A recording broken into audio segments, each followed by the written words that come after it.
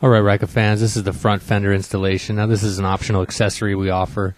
We just offer one standard size. You can use this whether you're using the 18-inch front wheel or the standard 19-inch front wheel. Depending on the size of the front tire, you may or may not have to bend the bracket a little bit, but it's fairly easy to do, and we'll explain it in the build video. Make sure you do all the drilling and cutting before you paint it or chrome it. With the tire mounted, just make sure your brackets clear the side of the tire. In this image, we're using the dual sport tire, so we need a little bit of extra clearance. So the first thing you want to do is bend the brackets out past the mounts, as you see here, until they clear the tire.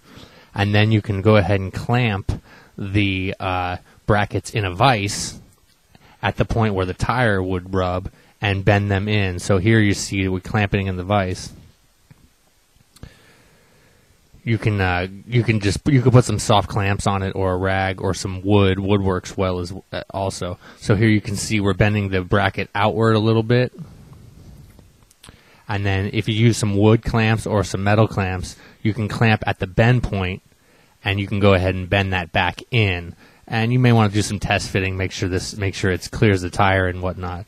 As you see here, we've clamped it and then bent the fender back inward a little bit, just to give it a little more width on the fender mount itself. Here you can see the width of the bracket. It has now been width, and then the brackets are now vertical once again. So we've just widened the bracket a little bit. And here's another shot of the fender on top. Now you want to go ahead and put this back on the bike, test fit it, and see and get your radius. You can mount something in the front and rear of the tire to hold it in position while you're marking it. Just make sure there's no standard position. Just make sure you give yourself some clearance. You may want to raise it up off the tire just a little bit to make the radius look right. And you can see here from the front we've mounted some rubber in the front to hold it in the correct position while we're cutting, or while we're marking, excuse me. And here's a shot from the front. Make sure it's left to right, centered over the tire correctly before you mark the spots. Here you can see a side shot now. It clears the you can see that it clears the tire with the large dual sport tires.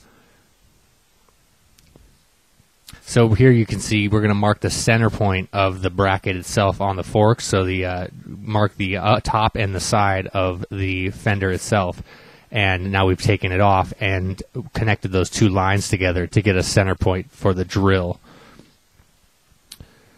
On a drill press or with a hand drill, you can go ahead and drill those holes out. You may want to use a small bit at first, center punch it and do like an 1/8 inch bit at first, and then you can go ahead and finish it off with a 1/4 inch drill bit. And if you need a little bit of extra room, you can enlarge the holes slightly to make them fit on the bracket.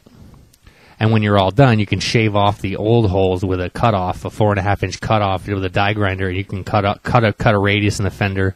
And you can even, in this next image, you can do a shorty fender if you want to cut the fender short, so that sometimes people want that shorter fender look. You can cut the front and the back if you choose, or just the back to match the front. Either way, here we've just cut the back to match the front. And that's about it. Not a lot to it. And you can see the bracket here itself has also been cut off. So, yeah, that's about it. And stay tuned for more.